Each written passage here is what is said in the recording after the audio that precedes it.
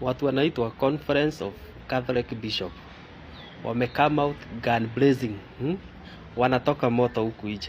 They are claiming huko wakiongozwa na mtu anaitwa Bishop Dominic Kimng'etich ambaye ndiye Eldoret Parish Bishop wa huko Uasin Gishu.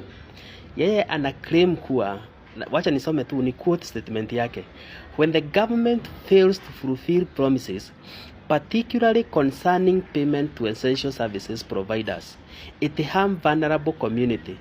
This is the case with the NHIF. The neglect of faith-based organization hospitals now own billions in dues is an issue we have addressed constantly, even with the president. This culture of lies and kept promises and misplaced priority is unacceptable and need to be dealt with. Kila mtu give up na William Ruto. Kila mtu Kenya give up na mambo ya serikali ya William Ruto. Bishop Kimng'etich ambaye ni part ya hiyo Conference of Bishops wa Catholic anarifa to him as raya, mtu ambaye hawezi keep promise na mtu ambaye akona misplaced priority. Wacha nikwambie, mambo inazidi kushikana. The violation of human rights and freedom of speech. We are appalled by the blatant recurring incidents of reported abductions, disappearances, torture, and killings of Kenyans. We also decry the increasing murder of women. This has caused great consternation, anger, and disgust. Many families are still grappling with the loss of their children who are brutally killed, injured, or went missing following what is referred to as the Gen Z demonstrations in June 2024.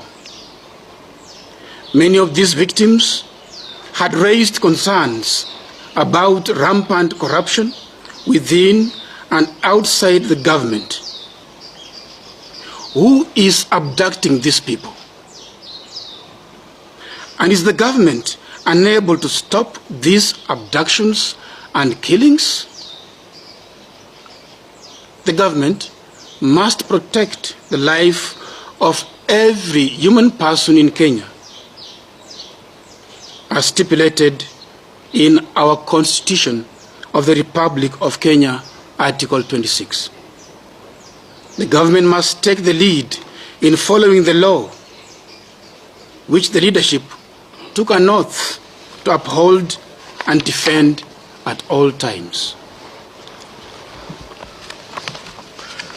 We all know that the government raises its revenue primarily through taxes.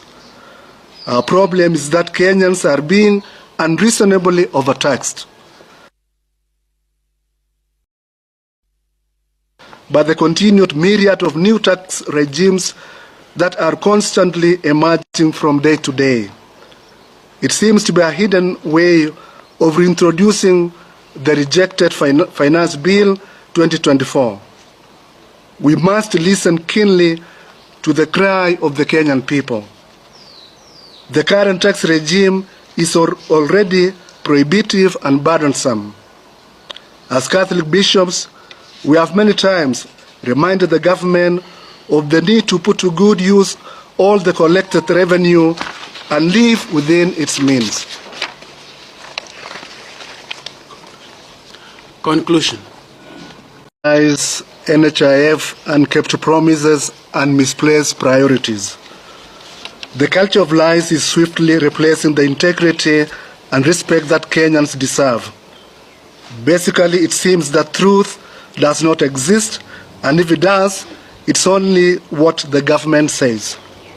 Unfortunately, it seems that the Kenyans have helplessly tolerated the lies told to them constantly by politicians. Kenyans must learn not to applaud or validate the lies.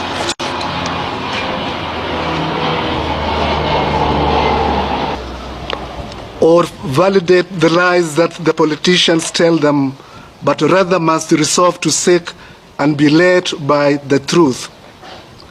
When the government fails to fulfill its promises, particularly concerning payments to essential service providers, it harms vulnerable communities. This is the case with NHIF. The neglect of faith-based organizations, hospitals, now owed billions in dues, is an issue we have addressed constantly, even with the President.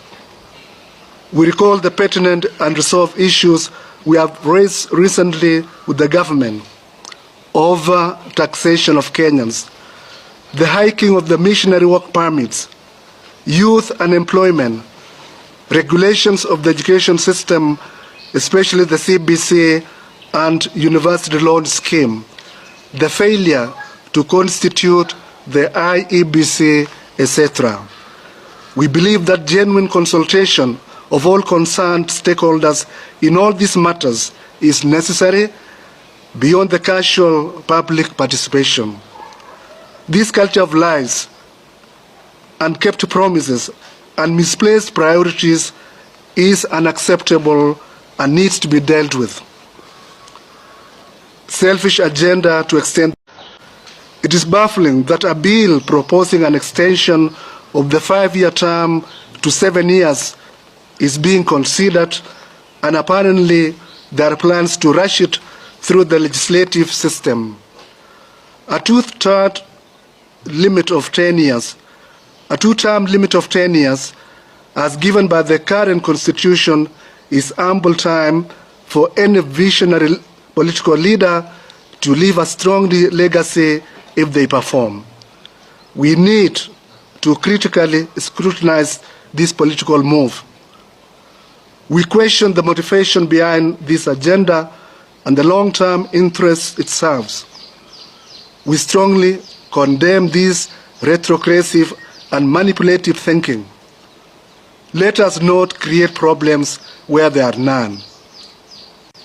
We have matters of national concern, such as the crumbling CBC education system, health care services, reconstitution of the IEBC, a huge block of educated but unemployed youth, and fighting the monster of corruption, among others, that are surely top priorities.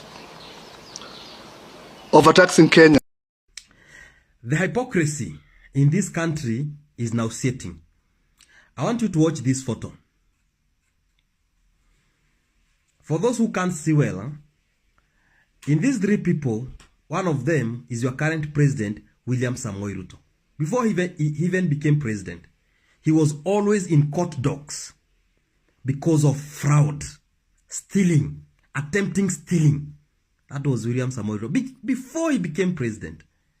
You see, in our country, we had 5 presidents. Not even one, including Moi, who was in courts before he became president for fraud or for even being suspected of embezzling or stealing public property, except William Samoei Ruto, as you can see here. But when people knew that his character, they started saying, afadhali ule mwizi anaiba anatuletea. They knew well that he was going to plunder everything in this country. But to cover it up, they said, afadhali ule mwizi anaiba anatuletea. So some of you coming and telling us, oh, we are sorry, we voted Ruto, we didn't know. That's a lot of hypocrisy. Because even that, afadhali ule mwizi anaiba anawaletea, it was your song. You sang it in the markets. You sang it in the streets. Now he's stealing. How much is he bringing to you? I have seen the Catholic Church coming out gun blazing. I have seen churches coming out and saying they have never seen such a regime rotten to the core.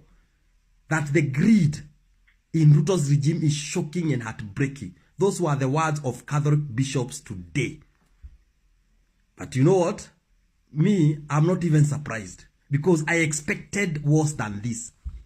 There are sayings of abduction, killings. My friend, I expected worse than this. I expected worse. And let me even tell you, they will change even the years.